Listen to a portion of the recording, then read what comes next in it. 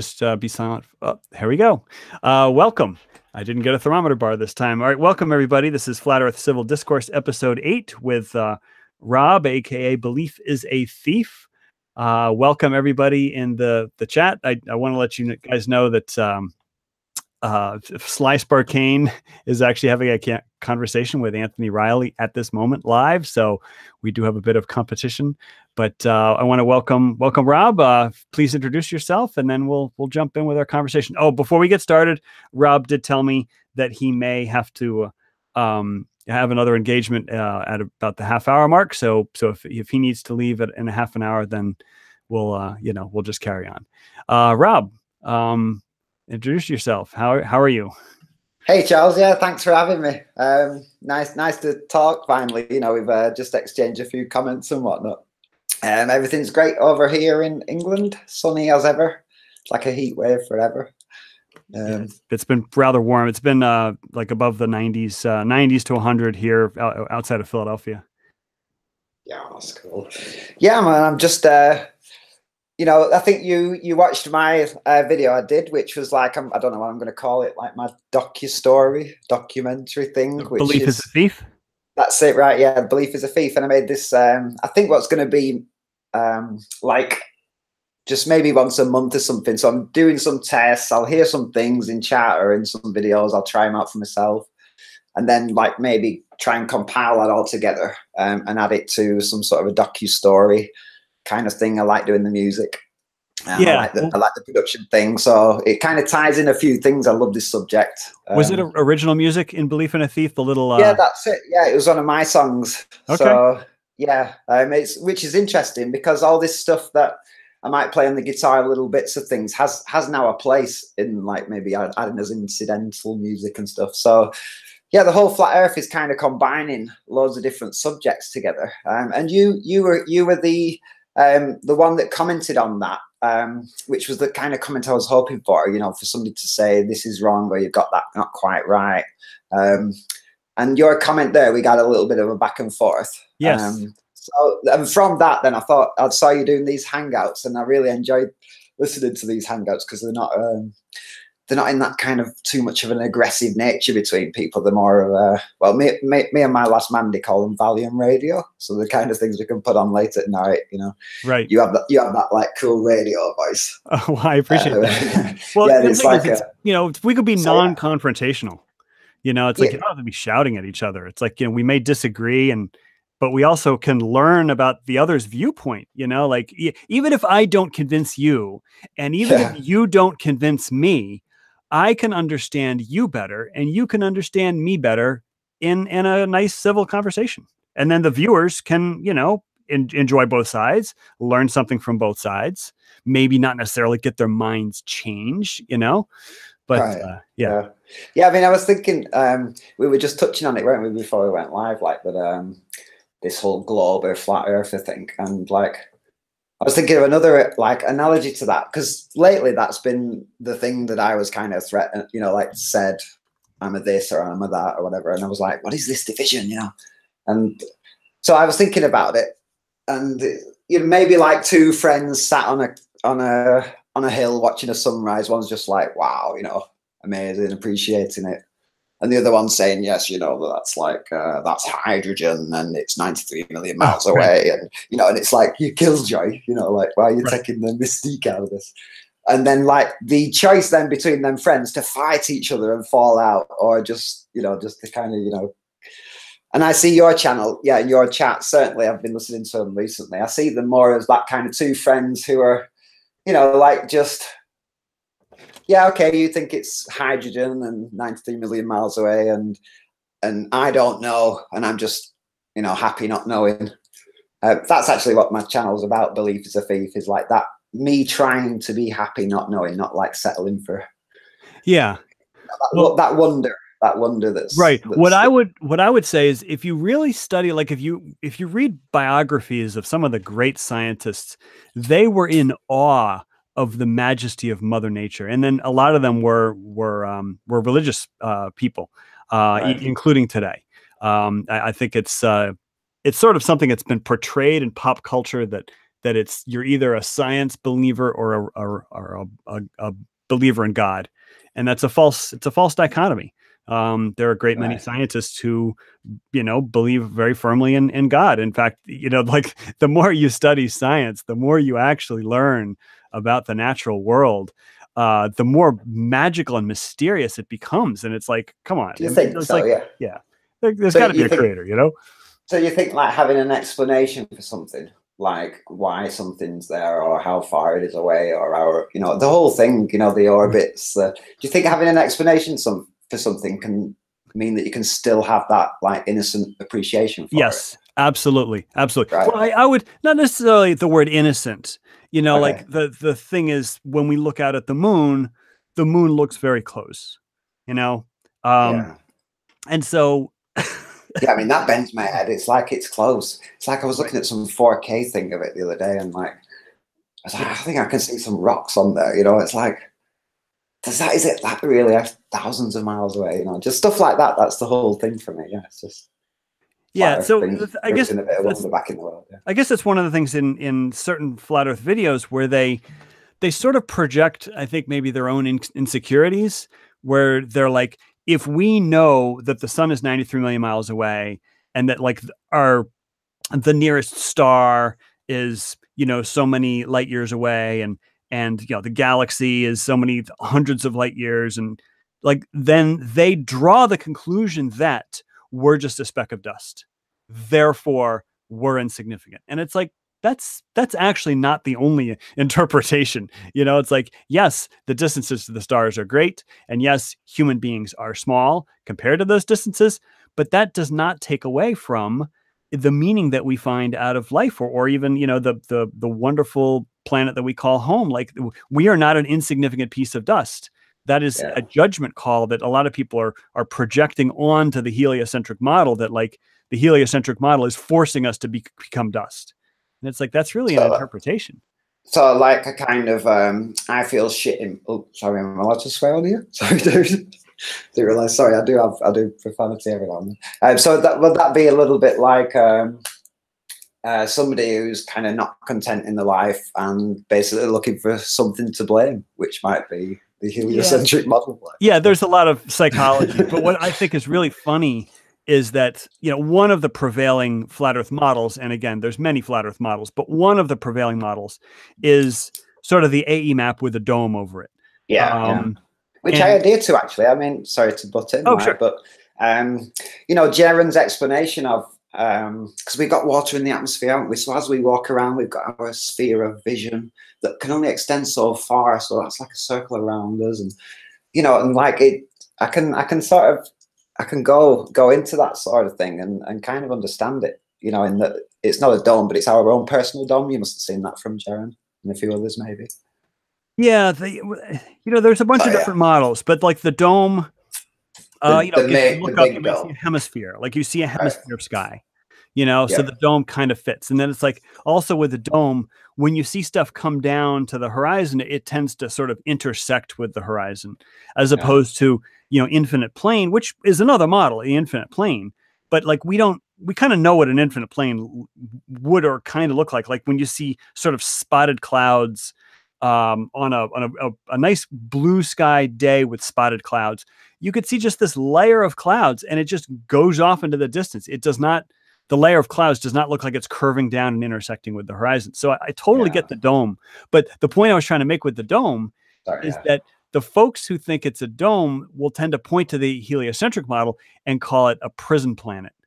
And it's like, wait a minute, we're sending probes to like the outer reaches of the solar system and beyond. And it doesn't sound like a prison to me, like actually exploring space does not sound like a prison. Whereas if you're under this dome and you can't leave, so I just think they're projecting, Yeah. I mean, the whole conspiracy side of it, even though I don't want to discount it, this kind of prison planet idea and stuff, I don't want to discount it. I don't want to, because, for me, thank God for people who do stand up and make a change, at a small level, locally, or a large level, thank God for that. But for me, the interest is the physics, the fact that things might be up for grabs. Right. You know, like certainly even in the conventional world, there's still things, isn't there, that are on the fringes of being proven or not proven, or, you know, black holes or whatever, you know. So Right.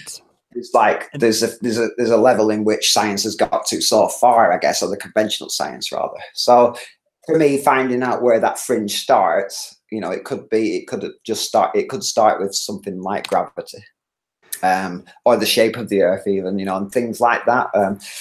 I'm happy to go with NASA, you know, like the moon landings. I'll look at them and think, you know, so I can lean towards that way, and that's why I guess I've come on YouTube as somebody who would be more on the flat Earth side, and by that I mean that I'm on the trying to be an open book, trying to find outside. Right. Yeah. The thing is, oftentimes flat Earth folks, like especially like the content producers, the video producers, they get caught up into the bleeding edge of heliocentrism.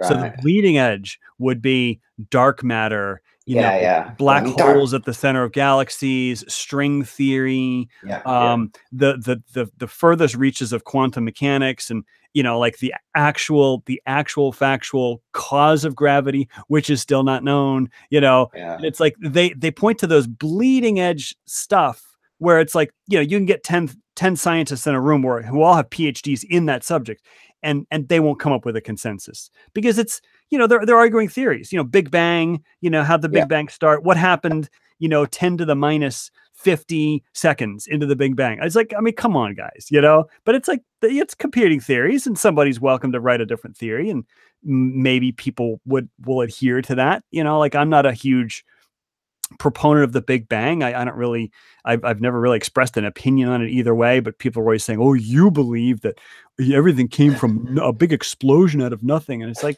really? That's what I believe? That's what you're telling me? You know?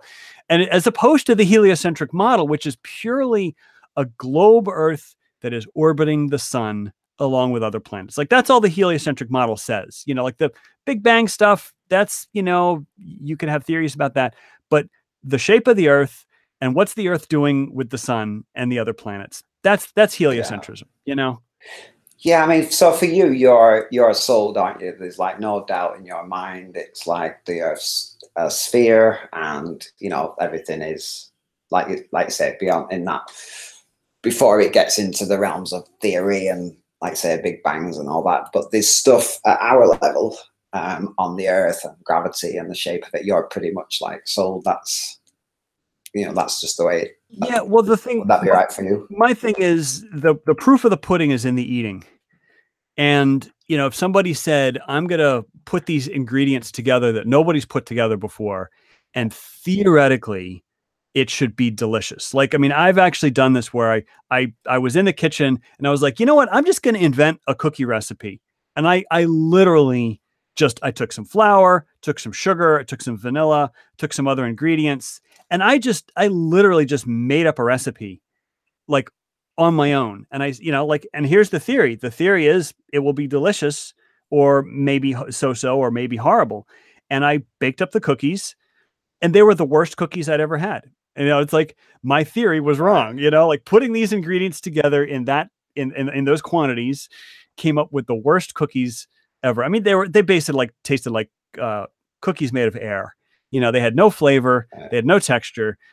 They were pretty horrible. So the proof of the pudding is in the eating. So if somebody else says, "Hey, we're gonna build a rocket, and we're gonna put it and we're gonna launch it into orbit," and if somebody has a ham radio and tuned to this frequency, you know, 123.4.5, and they point their antenna, they should hear a beeping noise, you know, if it reaches orbit, you know, and the people all over the world will tune their antennas to the sky, and they'll be able to hear the beeping. I mean, it'll actually come up over the horizon. They'll hear the beeping. It'll go overhead.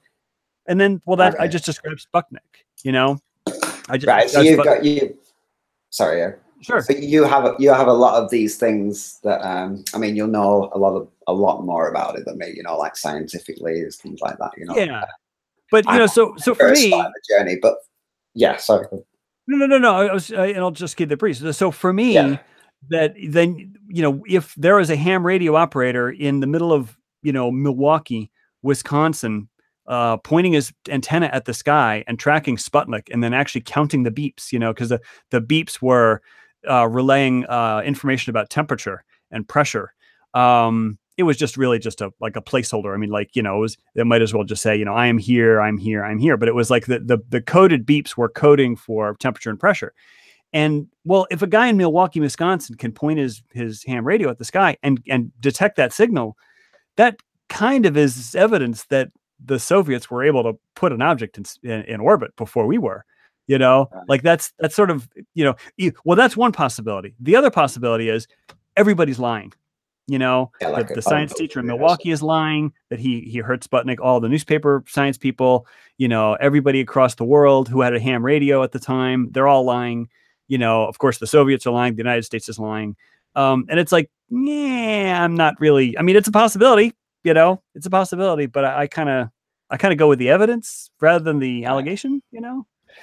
So can I challenge you then? Oh, sure, please. Yeah. Do you mind? No. And so your car, I don't know, your car is red, you know your car is red, you know, this is what you're saying, I know the Earth's a sphere, my car is red, and you've got people on YouTube saying, no, your car is green or whatever. Why would you engage, you know, with me and with people about flat Earth if they're just like, you know, yeah, what's your motive? Why are you kind of involved in flat Earth rather than just, oh, they're just a bunch of people over there saying something ridiculous, you know? Like, yeah. No, fair enough.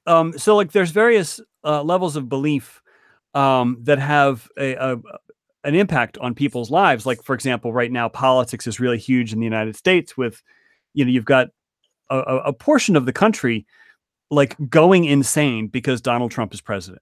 You know, we call it Trump derangement syndrome. So like, you know, you got a 16-year-old kid wearing a "Make America Great Again" hat. They call him a MAGA hat. And then you get some guy literally throwing a cup of soda in the kid's face, stealing the hat off his head, and then cursing him out, dropping the N-word, you know, dropping the F-bomb, whatever. Like who does that? Because he's literally wearing a hat that represents that he's a Trump supporter.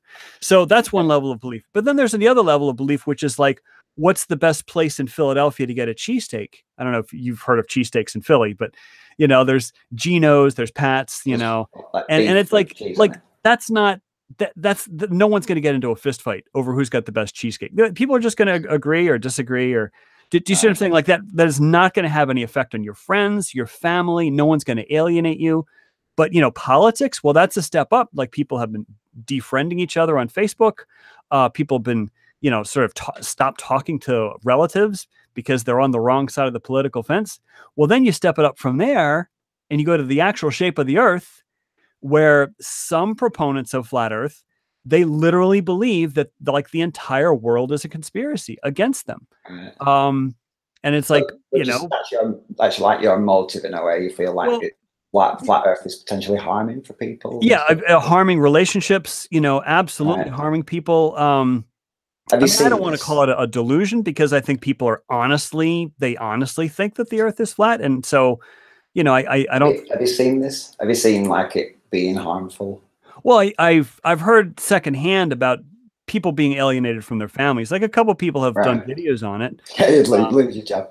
I mean, if you're flat Earth, you're stupid, aren't you? It's like, yeah, and I mean, I will never call people stupid, because I've been in this long enough that I know where the belief in flat Earth comes from, and it is not from a lack of intelligence. I could tell you 100% it is not from a lack of intelligence. So I never call flat Earth people stupid, ever. I just think that's a derogatory term, you know? Yeah, sure. I think there's, you know, the vast majority of flat Earth people are sincere believers that the Earth is flat. I mean, that's, you know, and it's their right. They should be able to believe what they want. But one reason why I'm in this debate is that the shape of the Earth is an objective truth, and I would like more people to know the truth than not know the truth.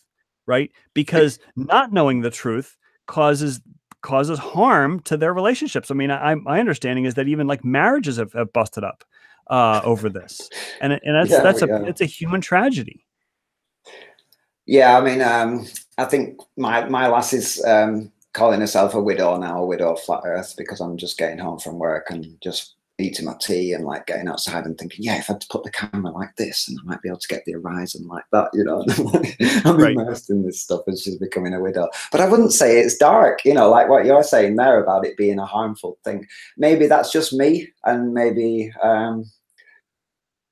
you know, maybe because I'm fascinated with learning and I'm not bothered whether my learning ends up, when I say I'm not bothered, I don't mean like it's trivial, but I am happy that when I've exhausted and found out for myself, I'm happy with that answer, you know, and enjoying the learning along the way. So maybe I'm not specifically somebody who is out there to propagandize flat Earth, you know, in a way, kind of like. It seems like you're just sort of exploring some stuff. Yeah, and I guess there's lots of people in lots of different places, would you say, as well, within flat Earth. You know, you would have your people who are, you know, you're the enemy, aren't you, Charles? You're the enemy. Yeah, you work for. I think I've come a little too close to the truth for some folks, and I've seen you in the hangouts, you know, getting it's like kill the messenger. You know, on Nathan's channel, I've seen you do the, you know, I've seen you being there, and you know, but yeah, you've always struck me as somebody who actually loves being involved on the physics side. You very rarely talk about the conspiracy side. Yes. You like to get on point about certain things, you know, like the Cavendish, you know. Yeah, the thing is, the physics side, it's like, it's almost like it's undebatable. Like if there's a physics principle, like you know, anybody can derive literally the formula for centrifugal force. You know, like with a little experiment, or even with just you know, working out the mechanics of centrifugal force. Okay, I'm swinging this mass around with a string, you know, and or even there's a spring attached to this mass, and I'm swinging around, and okay, the spring is getting stretched, and you know, like you could actually work out the equations, and then you could apply those equations to bigger and bigger things. You know, it's like once you figure out the equation for centrifugal force, you could then apply it to people standing on the equator of the Earth, you know? So I kind of like that side of it. Yeah. But you know, it's fun. I hope in a few months' time that I've got some strong stuff to come back on here with. All I have for you in regards to specific technical stuff is, you know, like the air that follows the spin of the Earth, but then the air has to move faster at the edge. It's so magic Velcro.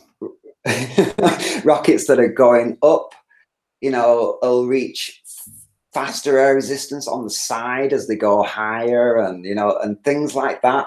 Yeah. You know, and then suddenly, like, and then there has to be this transition where they go out. Yeah, well, what's the transition? Because a lot of people don't understand. And you're gonna absolutely like run the maths over me, and I'm not gonna have anything for you. But I'm gonna come back using language.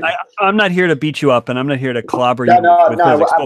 When you say transition, what do you mean by transition?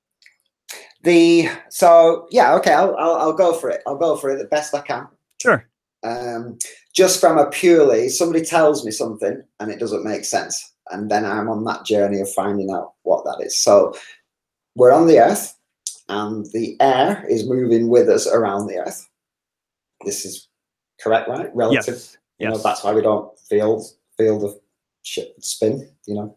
And then we're sending the rocket up, and then the higher the rocket gets, it's meeting faster air, isn't it? As it gets higher. No, okay. that's yeah. Well, the thing is, because I read this on NASA's website. Well, when you say faster air, faster by like, you know, a percent, you know, maybe 1% faster. Okay. So, for example, this is where the numbers, yeah. Yeah. Well, and just picture this, and I don't really have my drawing stuff handy, but draw a circle and call that the circumference of the Earth. Yeah. And then draw a slightly larger circle that's maybe, I don't know, 5% bigger diameter, and that's the orbit of the ISS. Okay, so you got the surface of the Earth, and then you got a circle that's really not that much bigger. And that's the ISS. 5 to 10%. I don't have the numbers off the top of my head. I mean, the ISS is like 200 miles up. And I can't do the math in my head right now. Sure. I'm going to call it 5%. So you've got these two circles. One represents the surface of the Earth, and one represents an orbit. Okay. Well, how much bigger is that bigger circle? Well, that bigger circle is it's 5% bigger, right? So the air molecules, to make one circumference, like you've got the air molecules outside of your house, they're traveling with your house, they're traveling with, with the Earth. So that's going on in one speed, but then you go up 200 miles and you've got trace molecules. I mean, it's, I guess technically it's still the atmosphere, but it's so thin that, you can have orbital craft that hang out up there. And that's going to go, because that bigger circle, it is bigger. So you have to go faster to make a full circumference in the same amount of time, right? So technically it is faster, but it's not like twice as fast or 3 times as fast. It's like 5% faster. Does that make sense? So when you say transition, yes, the molecules are going very, very, very slightly faster, but it's not enough to fret over. I don't know if that made sense. I think my best comeback to that won't be technical. I think my best comeback to that would be that you get told something, people standing upside down, or the tilt of the Earth. You get told this stuff, and it's like it creates a kind of that's not right reaction. Sure. And then we'll speak to somebody like yourself, and we have explanation and technical. There never seems to be just that simple answer that you get, right? Which is like, oh yeah, of course, I'm a daft, I'm a dumb, Yeah, it's like, yeah. I kind of have to go, okay, Charles has said this. Can I be bothered actually working all that out for myself? Right. And then if I do, so it's kind of like, I think that's one of the things where, you've seen my experiments actually build a curve and all these sorts of things. And it's like certain subjects are grabbing me to want to actually discover it out for myself. But there's so much. Right. But yeah, that's that. I think that would be my best comeback to that, in that, like, a lot of the time, like say gravity or whatever, or, Cavendish experiments, and, it's like, this always seems to be some kind of conflated technical kind of answer back, rather than a common sense, oh yeah, I'm a dummy kind of answer. Maybe that's the thing about common sense, though, is common sense says the Earth is flat and not moving. Yeah, that's what I mean. Yeah. I mean, like, if you've ever played, I don't know if you guys have the game Jenga over in the UK, but do you know the game Jenga? Yeah, we have like big garden Jenga as well sometimes. Oh, big garden Jenga. That's awesome. Yeah, I think I've seen a photo of that. But, it's like, so you're playing a game of Jenga, and it's like, and you're supposed to be doing, 800 miles an hour, depending on what your latitude is, 700 miles an hour. I don't know what the latitude is of where you are in the UK, but like, 700 miles an hour around the Earth's axis, and you're playing a game of Jenga, and everything is calm and smooth. It just, common sense says, I'm going to call BS on that. Of course we're not moving. And then you look out at the ocean, and the ocean looks perfectly flat. The horizon is perfectly straight, or looks perfectly straight, and it's like, okay, it's flat, it's flat. That's what common sense says. And I have no problem with that, no problem whatsoever. And one of the things you said is like, it's complicated. Like when I start talking and I start, saying about the tilt of the Earth and this and that, well, it's very complicated. It's a lot more complicated than it's flat and not moving, So yeah, maybe that's it. Yeah, I like the flat. There's a bias sometimes. Yeah, but take a look at the globe. Like, take a look at the globe model, and place yourself, in the UK, on a desktop globe, like one of those things that's in a swiveling frame that the axis is tilted 23.5 degrees. Well, you're on the surface. You're on the sloping surface of something that is rotating. The axis of rotating is tilted, and the whole thing is moving in an ellipse around the sun. And it's like, just describing those motions, you're on a slope, the axis is tilted, you're turning on that axis, and you're orbiting. That's really complicated. And I'm telling you, I'm a geometry teacher. I teach high school geometry, and I've had trouble getting my mind around, like, all right, so an observer in the UK, what quote unquote should that look like? Like, what should the sun do in the sky? You know, and it's like, that's really hard to think about because Yeah, yeah, no, sloping, I'm with you. tilted, rotating, orbiting, right? That's four things, right? Whereas Yeah. the flat Earth, it's like nothing, nothing, nothing, nothing, just flat and stationary. Boom. I mean, I'm with you. I was before finding out about flat Earth, I'd heard about it. Obviously on YouTube, I always ignored the, similar story to so many people. You see the videos, maybe got a little bit of a esoteric mind or whatever. So I'd be listening to, Nassim Haramein and stuff, and I was loving it. I was loving the whole fractal nature from micro to macro. Mm-hmm. It was like. It was, and we're at that point on the scale. That's our existence, and the whole geometry, flower of life. We are chasing the sun to unknown place. We're in a part of space we've never been before. We're Yeah, on a that's journey. fun. We're on Yeah. a journey. We're on this spacecraft basically. And I loved it. I loved it. Yes. My avatar for Facebook was this, all those planets spinning and following the sun through and stuff. But alongside listening to Nassim Haramein, I was also a huge fan of Santos Bonacci. Still am. I grew up in a household where I'd come home from school on a bad day, and my mum would get me to do an I Ching, that kind of thing. Okay.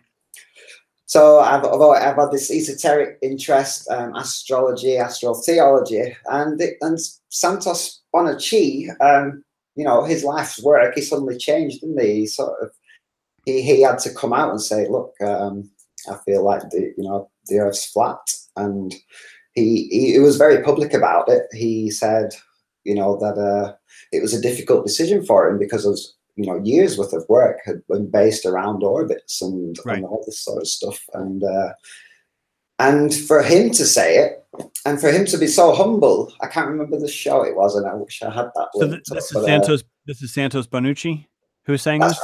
Right, yeah, Santos Bonacci, yeah, and because I love, it gets really into etymology and all this sort of stuff, and I love all that, and for him to say it, I knew. Because he would have had that moment of pride where he has so many followers, and I think he's got 100,000 followers on YouTube and stuff. For him to suddenly say, "Sorry, guys, but we're not spinning around the sun. We're flat and stationary."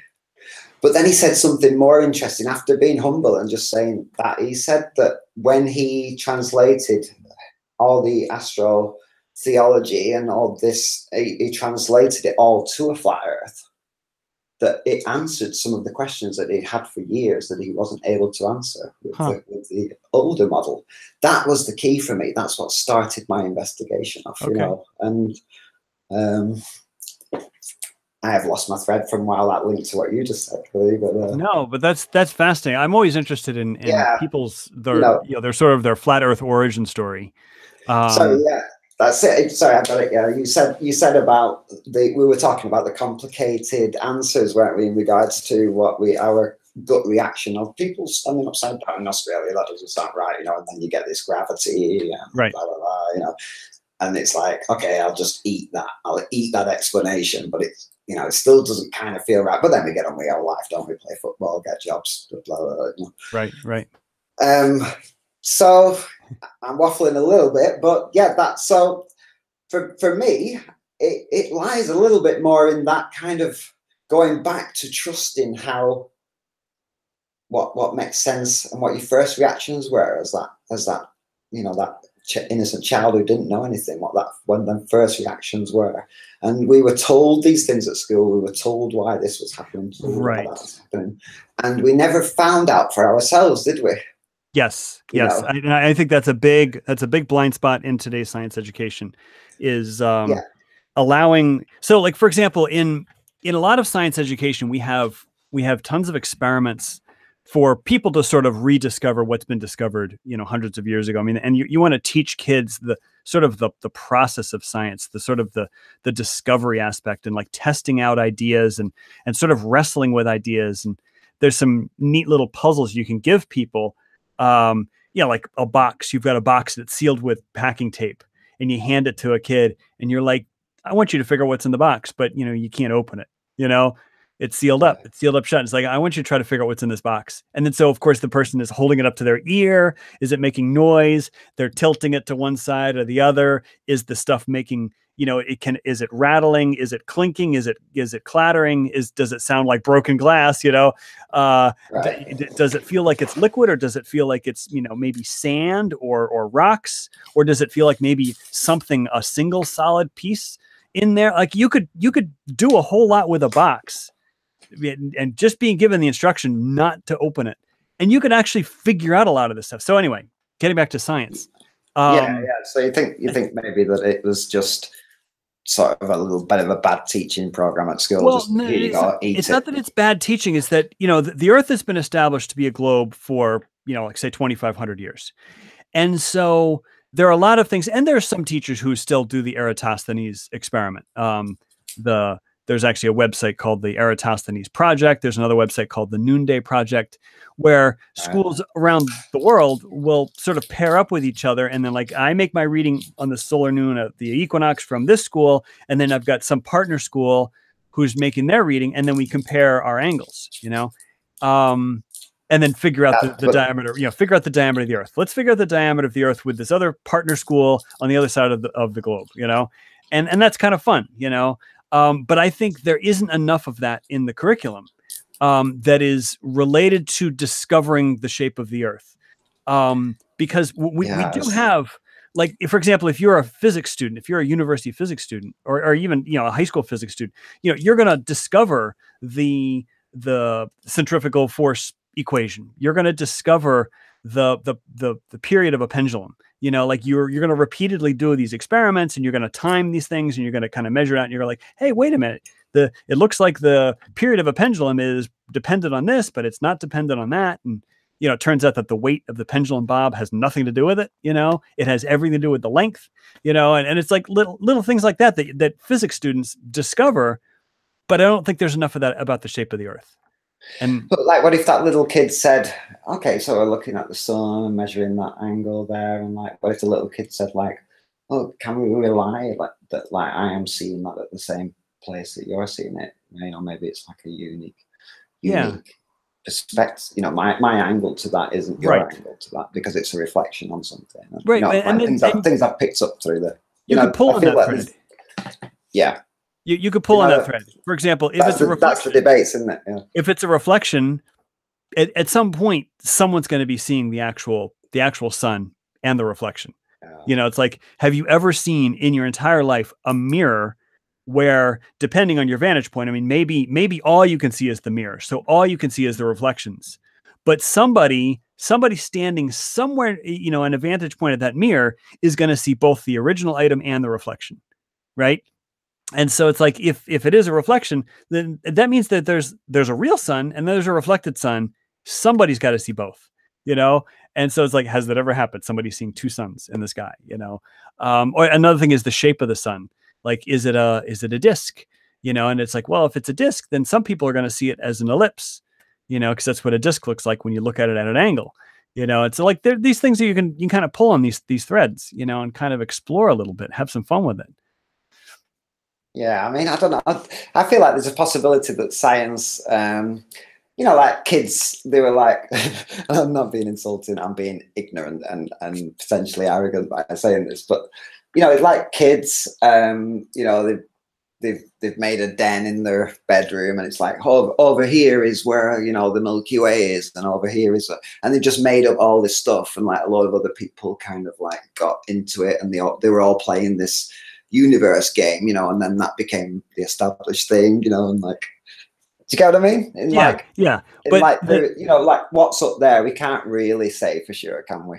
I feel like I've learned that much in this little journey of mine. Well, think about human nature in terms of rivalry.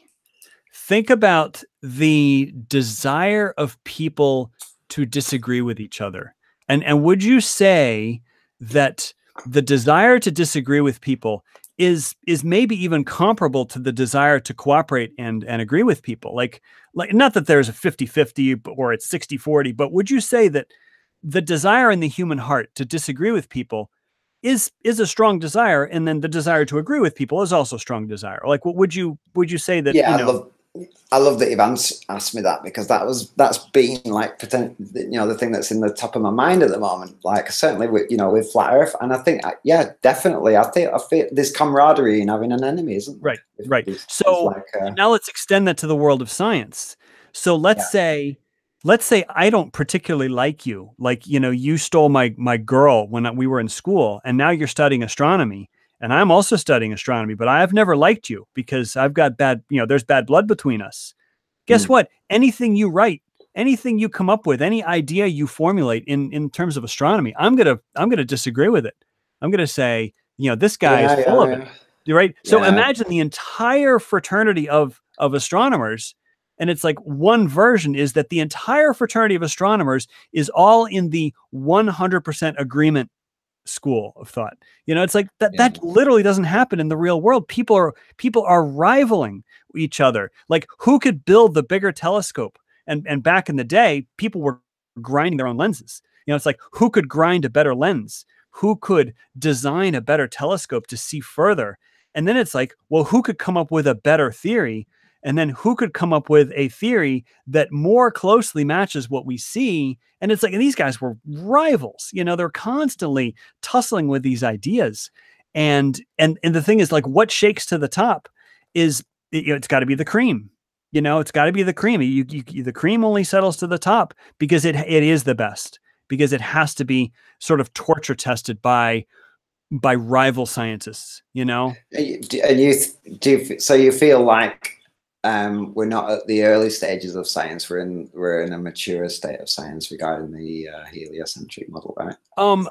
I would say we are in an extremely mature state with regards to the solar system, but I think we probably haven't even scratched the surface with regards to the cosmos. Yeah, because the whole history side of it I was interested in, and like a backlash against religion, you could understand that, couldn't you, with the Crusades and stuff like that? And so science potentially is a backlash against that. And then maybe there's been some kind of a truce with the Gregorian calendar and the fact that enabled commerce, so there was like a kind of a win-win between science and religion. And I'm sure there's the good and bad in both sides, because we probably all know somebody who's a Christian, and we all know people who are scientists, but these things get labels, don't they, as yeah. Well, the thing about science, though, the thing about science, and of course, there's been a lot of tussling between science and religion, but I think a lot less than pop culture has led people to believe. Well, like Richard Dawkins, he'll be staunch one. He actually goes out there purposely just to try and sort of. Yeah, I mean, there's some folks who are the iconoclasts and just want to stir the pot a little bit. But the thing for me is that scientific exploration is free. All right. Now, there are certain experiments that one might want to do that would require equipment that costs a lot of money. Like, oh, I want to explore fusion. Okay, well, you can't just explore fusion, in your kitchen. But as far as like looking at the heavens, that's free. I'll try that. Looking at the heavens is free, or even like, looking across a lake, like you were looking across at that hotel in your belief as I'm sorry, in your video. Yeah, I've got an hour's footage of that stuff. It's really perfect temperatures over in Greece. Hardly any refraction. It's still, and I'm literally sat in the water. I've got loads of that footage. Yeah. Did you see that sailboat that was going by, where the entire sailboat was below the horizon except its mast? Yeah, my claim at the minute, or my investigation. It was in your video. That's what I'm talking about. Yeah, exactly. Yeah, and I'm going to purposely in there. That's what I want to see, because I put that video out, and then there was a distraction that happened that day, and it went in a whole new other direction, as you might know. And like the video, my investigation, and I doubt I'm the first or whatever, but the way where I'm going with that is that there seems to be. Sorry, have I interrupted a point you were going to make? No. Cool. No, we're just chatting. Cool. All right. So yeah, there seems to be. Just from my position, this focus on the hidden height, and what I feel like is that, you're looking over water, there might be a barrier reef in the middle, you know, and like that's creating a swell of water that goes over the top, and that little swell of water that goes over the top creates, you know, some action as you're looking over. To talk about what the hidden height is, you know, refraction, but the thing that seems to be assumed, even by flat earthers, it seems, is that this thing called horizon, you know, like, and that's where I feel like I'm going with the horizon heights. Is you know, this hidden height stuff is just going to keep on going around. It just seems to keep on going around in circles. You know, we do the curve calcs, and I can see this, I can see that, and to me, the horizon is only there if on a sphere, the horizon is only there at that distance. So my question is that the horizon, or is that, and this is probably leads on to the point where we're even having this chat, isn't it? Because you were the one who came back and commented regarding vanishing points, but is the horizon potentially just ripples, you know, if you were looking over water, ripples that you see big up close, just, you know, going off and then becoming all so small that they just create their vanishing point, loads of them, like, and that makes a line, because we all see a line no matter what the picture is, no matter what the distance is. If we're looking over something relatively flat like grass, or, you know, some kind of water, or, you know, even a frozen lake, you know, what the little undulations that we have on the ground potentially will make a line, won't they? And that line, right? I mean, you could. The thing is, you could take this in. Oh, sorry, like side view. What do they call that? Yep. Orthographic view. And you could make a random wavy line and have it be a pretty flat looking line, but have it have certain ups and downs. Well, then you arbitrarily place an observer and then just start drawing lines. And then at some point, one of those waves is going to be higher than the stuff that's after it, right? Yeah. Depending on the observer height. And that's going to be that person's horizon. And this is just a random wavy line, a wavy line that is more flat than not flat. And then a random observer. Yeah, exactly. You know, so yes, that person will get a horizon, but that's a very arbitrary horizon.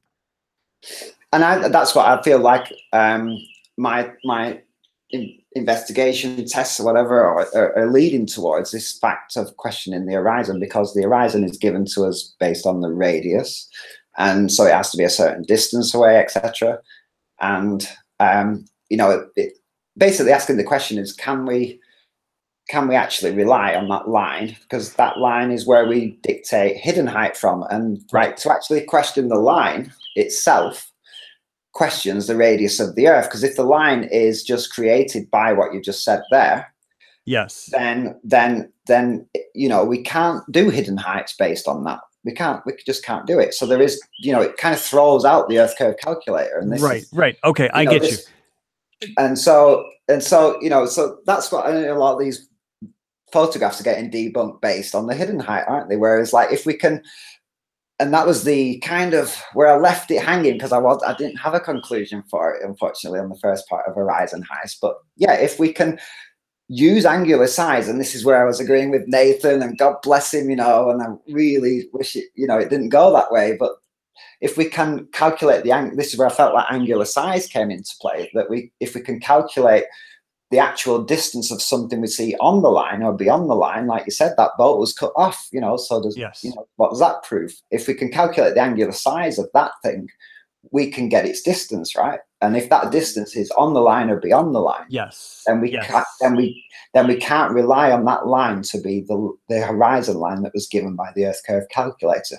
So we either throw away that photograph, or we question the radius of the Earth. And that's the fascinating stuff that I'm leading to, and why I even wanted to talk to you today, Charles. You know? No, it is fantastic, and we're getting on. We've got 11 minutes left in this conversation. Okay, cool. That's flown by. Yeah, loved it. Yeah, but the thing about these conversations is, you know, we have a nice 1 hour conversation. Then let's do it again. But let's focus on this horizon concept, because your thoughts on it. Yeah. Yeah, well, one of the things that I think that Nathan gets so wrong in his debate show is he keeps saying begging the question. And what he means by begging the question is that when someone says, oh, I'm going to use the Earth curve calculator. Well, what begging the question means is if the person says, I'm going to use the Earth curve calculator to prove that the Earth is a globe. Now that's begging the question, because the Earth curve calculator assumes the Earth is a globe with a certain radius. So yeah, I mean, you can't go around in a circle, right? Yeah, pre-refraction. I mean, anybody can view the source code on Omni or Dizzy Hub or whatever. View the source code and see that it's just trig. It's like it's just maths. It's just math. It's just pure geometry, right? So he uses the phrase "begging the question" inappropriately, because I don't think there's anybody out there who says, oh, do you need proof that the Earth is a globe? Let's just plug some numbers into the Earth curve calculator. Okay. I don't think anybody does that. I think he's projecting.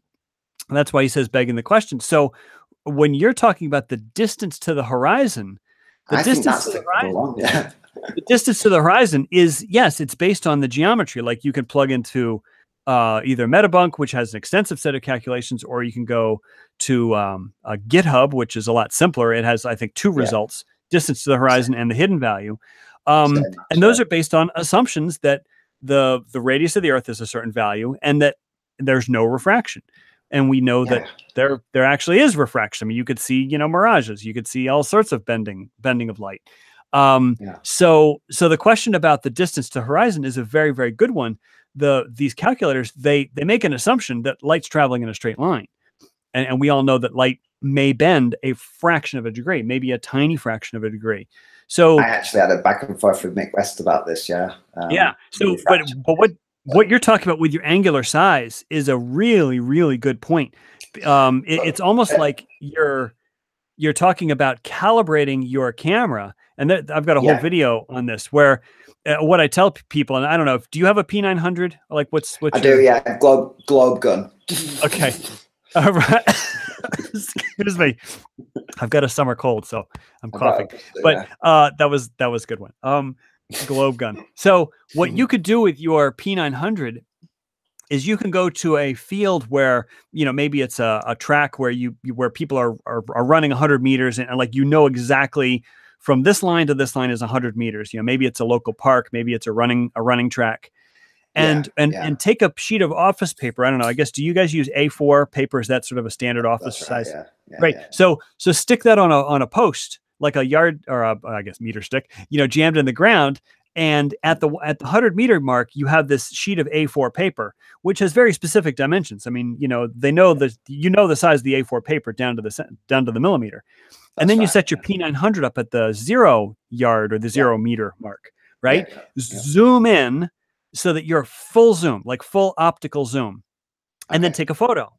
And then based on that photo, the actual size of that sheet of paper, that you're at full optical zoom, and then you can actually run the numbers. You could find out like what the degree is of your view, your field of view.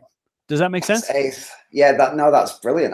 That's actually a lot simpler than what I was thinking. There are some calculators online that will, you put in all your P900 specs and focal length and that, and then they'll tell you. Or there's an app come out I've not tried yet, which will actually on your phone try and get the angular size based on something that you give it. Oh, really? That's cool. That's cool. Yeah, there's sorry, go on. No, go ahead. But what you've just said is brilliant, because then I've got everybody can then easily take a photo, and before they put it out there as globe proof, platter proof, whatever, that's what I feel like needs to happen. Needs to actually establish whether that line is the same distance as what the Earth says. So, and if it isn't, then it's just something in the way. Well, just let me finish my point. So one of the common themes in my videos is, building your own instrument or, building your tools, but then also calibrating them and standardizing your data. And so if you literally calibrate your P900, because like maybe there's another P900 coming off the assembly line it's a little bit off from yours, fraction of a millimeter. But it's like you're literally calibrating your own instrument. So that if you take a full optical zoom photo, that it's like, we'll just say it's 1 degree diagonally measured, right? Well, then you see a little sailboat or something. And let's say that sailboat's 20 feet tall or whatever. And you're just like, you count the pixels, and you can actually figure out the exact angular size. And then that'll give you the distance. That'd be a lot quicker, wouldn't it? Yeah, that'll be so. But the point I'm trying to make about the distance to the horizon Yeah. is that the Earth curve calculators are going to give you a result based on pure geometry. But Exactly. because light bends down, the horizon is actually going to be a little bit further, you know? And we're not talking about, you know, conditions of the day, refraction, obscure, and, you know, like we've all seen, you know, the horizon be, you know, obfuscated, haven't we, by, you know, Right. no Poor seeing conditions. Yeah, so we have to see a definite line, don't we? Right. Yes, it has to. You have to see a definite line. If there's any, you know, refraction conditions, or I'm sorry, obvious refraction conditions, mirage conditions, then that just wouldn't be a good. Now, there's another thing you can do if you're at a shoreline where there's marine traffic with like big ships. If you have an app, marine tracker app, I don't know some of the apps, but you know, like all these big ships, they all relay back their data. They get their position via GPS, and then they send that data to shore via some, you know, radio network. And so there are these marine tracker websites, and you could find the exact position of a ship, like to the nearest, you know, a couple feet. Right. So what you do is you set up shop on the shore. You have a GPS app on your phone, so you could tell your own GPS coordinates, your own latitude, longitude. Then you sight it on the ship. You start taking photos of the ship, but then you also get the exact distance to the ship based on the marine tracker app. Yeah, does that make sense? Yeah, no, that sounds brilliant. Yeah, great advice for me, because this is what I'm doing at the moment. Yeah, this is what I'm looking into, like continuing on that investigation. I like Ranty with his. He's got the wind turbines, hasn't he? And he can get the distance of those. Yes. And then like the GPS coordinates of each individual wind turbine. I mean, like there's maps. Yeah, exactly. Yeah, and so therefore, and then working out the angular size of those from his right. You know, now, I'm sure he's got some zoomed out. If I give you, can then establish whether that line is the horizon or not. Oh yes. Yes, and if it isn't, then potentially it's vanishing points making a line. Or yeah, we'll have to talk vanishing point next time. We have about 3 more minutes, cool. So I'm gonna give you a recommendation. I'm gonna give you a recommendation for your future videos, because there's something I've communicated with Ranty about. But if you make a video where you know you're on the shore and you're observing, just try to include all your data, like literally include your latitude, longitude of your exact viewing location. That's something that the folks on the Nathan Oakley show, almost never do they give the latitude, longitude of their actual viewing location. I mean, occasionally they do, but it's like you have to it's like pulling teeth trying to get that information. What's the viewer height? You know, how high were they above the water? And then like other details, like, okay, here's the ship. And then like the marine tracker website said the ship was at this latitude, longitude, and then I took this photo. So it's like, include all those details. And then what you have is you'll get the internet hive mind, or I guess the crowdsourcing, right? In the comments, people are going to be commenting back to you. They're going to say, oh, and then I ran the data and X, Y, Z, you know, and then you're going to get a nice feedback from people because you included all that data. Yeah, that's all the tools that you need. Yeah, I mean, you put a video up, and we, my first meeting you, Charles, we were against each other. You put this video, you made a video about how to actually, from the picture, if you got something in your picture that you can calculate the actual viewer height from, and I didn't agree with you that time. So yeah, I hope next time I can have a bit of back and forth with you about that one as well. Yeah. So we're gonna close out the show. That relates to what we're talking about, doesn't it? Well, we'll talk about vanishing point next time. So I'm going to give the floor to you, and then just say your final piece. Then we'll close out the show. So yeah, nothing to say other than thanks for having me. It's been really interesting. The hour's flown by. I hope we do it again. Good learning for me. You know, to speak with yourself. You're so sure about the heliocentric model that to talk with you is fascinating. So yeah, well, it's always good to talk with people, even if you don't agree 100% on everything, but it's always nice to just kind of talk shop. So Rob, good stuff. Thank you very much. I appreciate you being on the show. Rob, also known as Belief is a Thief. The link to his channel is in the description. Thank you very much. This is Charles Breeling, otherwise known as Flat Earth Math, closing out. Goodbye.